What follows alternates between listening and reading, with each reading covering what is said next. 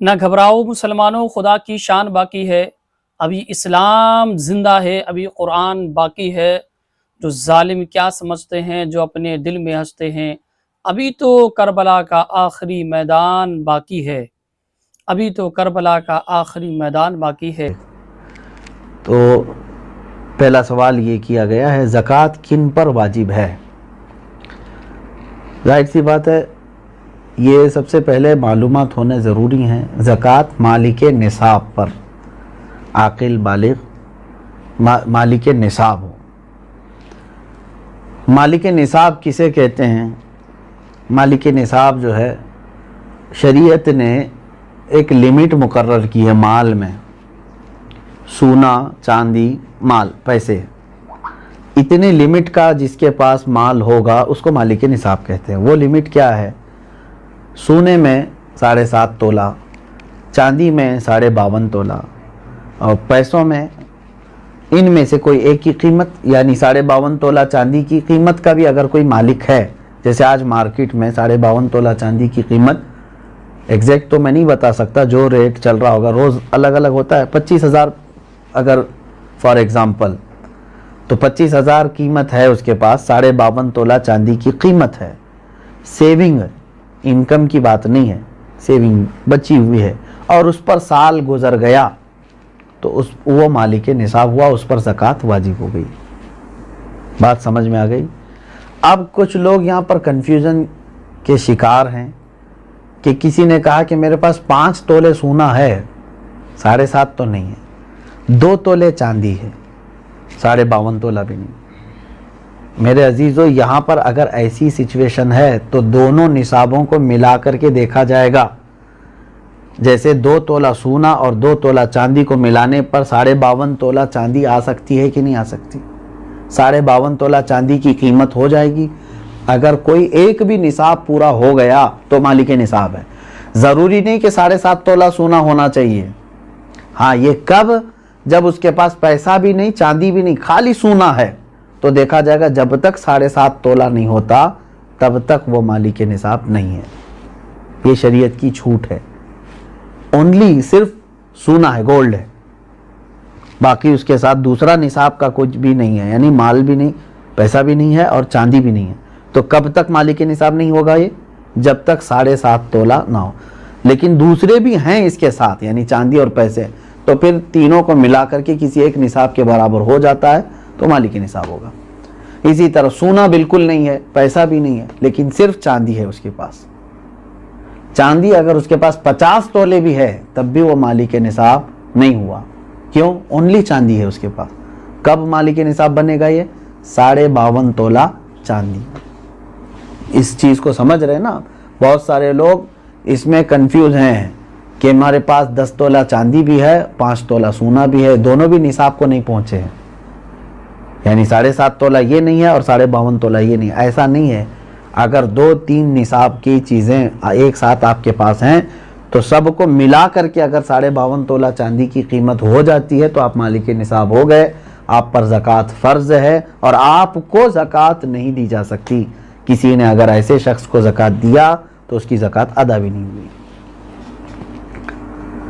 کیا زکوٰۃ کے پیسوں سے راشن دے سکتے ہیں یا پیسے ہی دینا ضروری ہے؟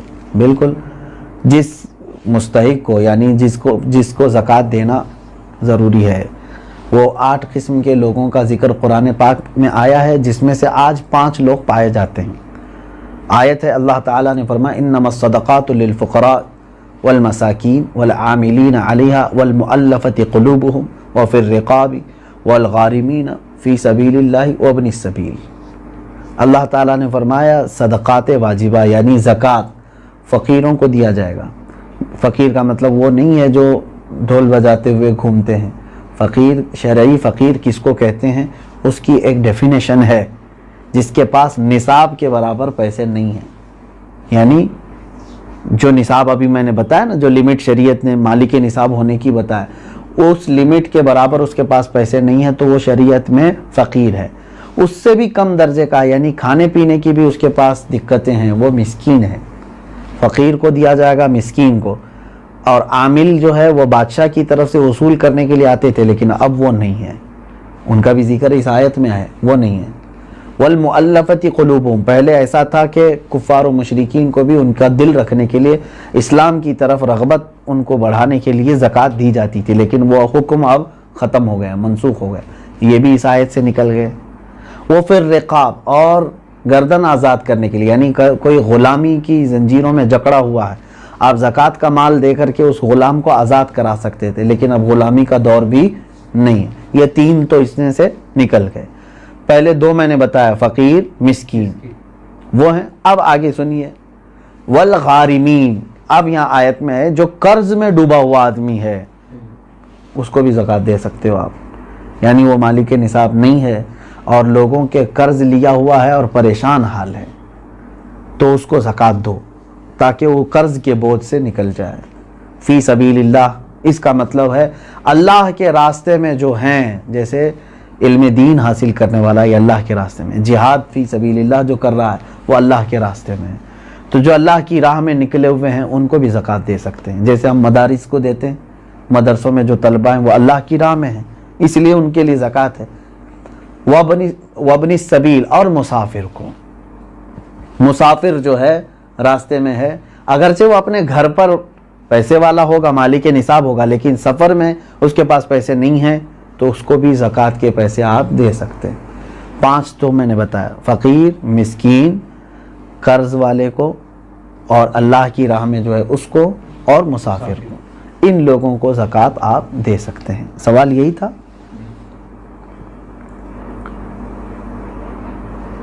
سوال یعنی جن لوگوں کو زکوٰۃ دینا ہے، میں نے یہی کہا تھا کہ ان کو چاہے تو آپ پیسہ دیں، چاہے تو ان کی ضرورت کا سامان دیں، جائز ہے، لیکن ان کو مالک بنانا ہوگا آپ کو۔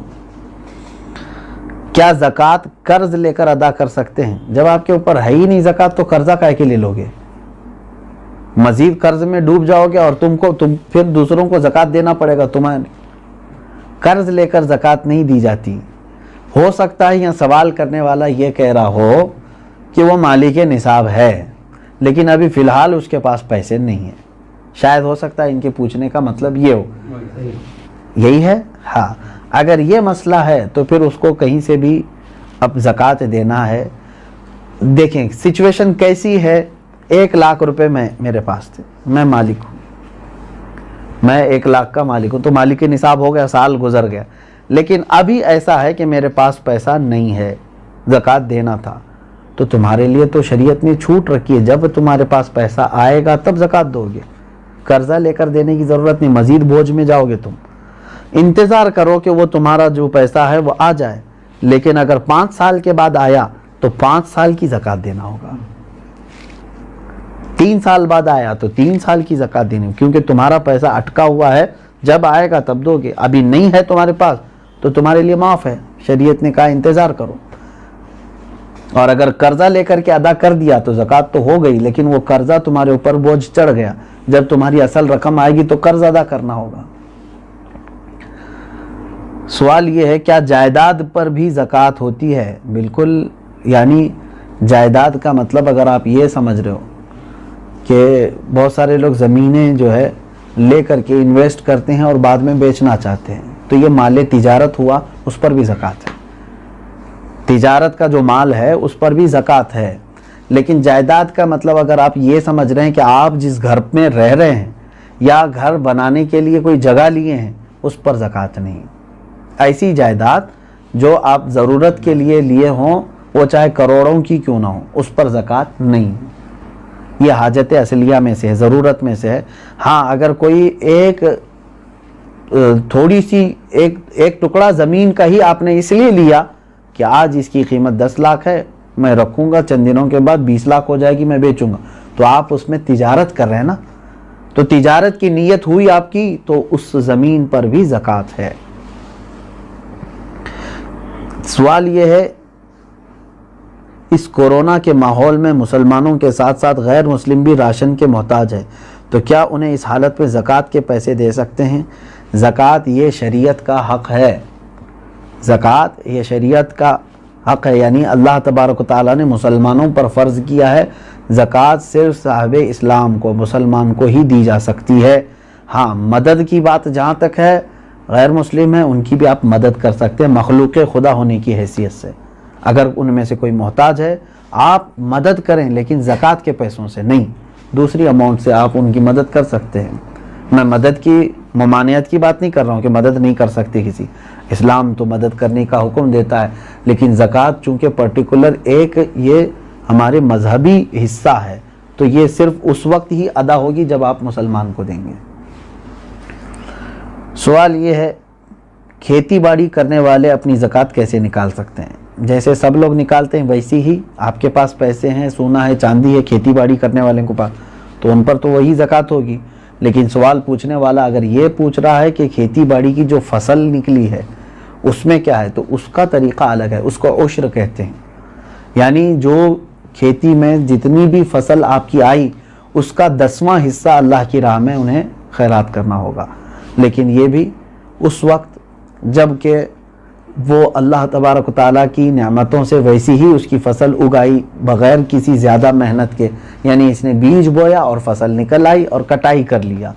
لیکن ایک ہوتا ہے آپ کے کھیتی باڑی کرنے والے کے لیے بورنگ کیا ہے، پانی کی پائپ لائن چھوڑا ہے اور اس کے بعد کھاد ڈالا ہے، اس میں محنت کیا ہے، تو محنت کر کے جو فصل آئی تو اس میں 20واں حصہ دے گا، 10واں نہیں، یعنی 5% اپنی پوری فصل کا 5% اللہ کی راہ میں وہ دے گا، اس کو کہتے ہیں، وہ عشر والے مسائل ہیں۔ اور جو بغیر کسی اس طرح کے بورویل وغیرہ کے قدرتی پانی سے سینچ کر کے فصل آئی ہے اس میں 10% دے گا۔ سوال یہ ہے سونے کی زکوٰۃ اس کی آج کی قیمت پر دینی ہوگی یا اس کی خریدی ہوئی قیمت پر؟ نہیں، آج کی جو قیمت ہوگی اسی پر زکوٰۃ ہوگی، اگر آپ پیسوں میں دے رہے ہیں تو، اور اگر سونے میں دے رہے ہوں تو آپ کے سونے کی جو قیمت سونار لگائے گا، ظاہر سی بات ہے سونے میں اگر آپ زکوٰۃ دے رہے ہیں تو وہی سونے کی جو قیمت سونار لگائے گا اسی اعتبار سے آپ کو زکوٰۃ دینی ہوگی۔ یہ نہیں کہ آپ 20 سال پہلے جو خریدے تھے اس وقت 10,000 روپے تولہ تھا اور آج جو ہے میں اسی قیمت سے دوں گا، ایسا نہیں ہے۔ زکوٰۃ پر سب سے پہلا حق کس کا ہے؟ سب سے پہلا حق آپ کے رشتہ داروں کا ہے، اس کے بعد پڑوسیوں کا ہے، پھر آپ کے محلے والوں کا، پھر آپ کے گاؤں والوں کا، پھر آپ کے شہر والوں کا، پھر شہر کے پڑوس والوں کا، اس طرح ترتیب ہے۔ اگر کوئی شخص اپنی ہر مہینے کی انکم پر زکوٰۃ دیتا ہو تو اس پر سالانہ زکوٰۃ واجب ہے؟ انکم پر کیوں زکوٰۃ دیتا ہے جب اللہ تبارک و تعالیٰ نے تمہیں اس چیز کا حکم نہیں دیا؟ جو تم جمع کر کے رکھ رہے ہو، جو سیونگ ہے، اب مثال کے طور پر میں آپ کو بتاؤں، آپ کی سیلری 1 لاکھ ہے منتھلی، آپ جاب کرتے ہیں، 1 لاکھ روپے مہینہ کما رہے ہیں، اب 98,000 آپ کے راشن پانی اور گھر کے خرچوں میں سب چلی جاتی ہے اور بچتے کتنے ہیں؟ 2,000۔ پورے سال میں آپ کے پاس کتنے بچے؟ 24,000۔ تو اس پر کہاں سے زکوٰۃ آئی؟ 24,000 اگر یہ نصاب کی قیمت ہو گئی ہے، 52.5 تولہ چاندی کی قیمت ہو جاتی ہے 24، تو بس یہی 24,000 پہ زکوٰۃ ہوگی، نہ کہ وہ 12 لاکھ پہ جو ہر مہینے کما رہا تھا۔ آپ کما کر کے جتنا اپنے اوپر خرچ کر دیے اس پر زکوٰۃ نہیں، کما کر کے جو آپ بچا کر کے رکھے ہیں ضرورت سے جو زیادہ، اس پر زکوٰۃ ہے۔ یہ ٹیکس اور زکوٰۃ میں یہی فرق ہے، ٹیکس جو ہے انکم پر لگتی ہے، گورنمنٹ جو ہے نا ہماری انکم پر ٹیکس لگاتی ہے، جتنا تم کما رہے ہو اس کا ٹیکس دو، بچا رہے ہو وہ الگ ہے۔ اور شریعت نے ہم کو کیا کہا ہے؟ جتنا چاہے کماؤ، خرچہ کر دیے تو اس کی پوچھ نہیں۔ 1 کروڑ کمائے مہینے میں اور تمہارے 98 لاکھ خرچ ہو گئے، اس کی شریعت نے زکوٰۃ نہیں مانگی۔ 2 لاکھ اگر تمہارے پاس بچے ہوئے ہیں تو اس کی، لیکن گورنمنٹ کیا مانگے گی؟ 1 کروڑ کمائے ہو، انکم ٹیکس پورے 1 کروڑ کی ٹیکس تمہیں دینا ہوگا۔ یہ زکوٰۃ اور ٹیکس میں فرق ہے۔ سوال یہ ہے اگر کسی نے جگہ خریدی ہے گھر بنانے کی نیت سے مگر 1 سال ہو گئے اب تک گھر نہیں بنا سکے تو کیا اس کی بھی زکوٰۃ دینا ضروری ہے؟ آپ کی نیت دیکھی جائے گی، آپ جو جگہ خرید رہے تھے تو گھر بنانے کی نیت سے نا، تو ابھی چاہے 10 سال بعد بھی بنائیں، آپ نے نیت کیا ہے گھر بنانے کی، تو جب تک آپ گھر نہیں بنائیں گے کوئی اس پر زکوٰۃ نہیں ہے، اس جائیداد پر زکوٰۃ نہیں دینی۔ آپ اپنے گھر بنانے کے لیے وہ زمین لیے ہیں۔ سوال یہ ہے کہ میرے پاس کل 250 گرام سونا ہے، اس میں سے کچھ سونے پہ لون لیا ہے تو وہ بینک میں ہے، باقی سونا میرے پاس ہے، تو कितने सोने पर ज़कात निकालना है, पूरे 250 पर या सिर्फ उस पर जो मेरे पास बाकी बचा हुआ है। अब देखिए, मिसाल के तौर पर मैं आपको बता रहा हूँ, 250 ग्राम सोने के जो मालिक हैं, इन्होंने 50 ग्राम सोना बैंक में रख दिया और उस पर पैसे ले लिया है, बैंक पैसे दिए हैं ना इसको, और 200 ग्राम इनके पास है। अब ज़कात जो है आपके 200 जो आपके पास है इसी पर है, क्योंकि वो गिरवी है और आपके पास पैसा है, उस 50 ग्राम का पैसा है। अगर वो पैसा पूरा सही सलामत आपके पास है, 50 ग्राम का जितना भी मिला, वो 200 ग्राम सोने में मिला के ज़कात देंगे आप। बात तो एक ही हो गई।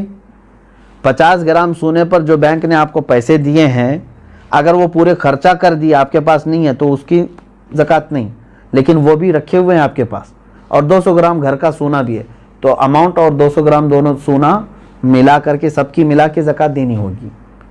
बात समझ में आ गई? हाँ, अब आपने पूरे खर्चा कर दिए, और तो बैंक में जो 50 ग्राम सोना है उसकी ज़कात नहीं, जब तक कि आप उसको छुड़ा करके नहीं लाते, क्योंकि अभी आप फ़िलहाल उसके मालिक नहीं हैं, क्योंकि उसके बदले में आपने पैसे ले लिए।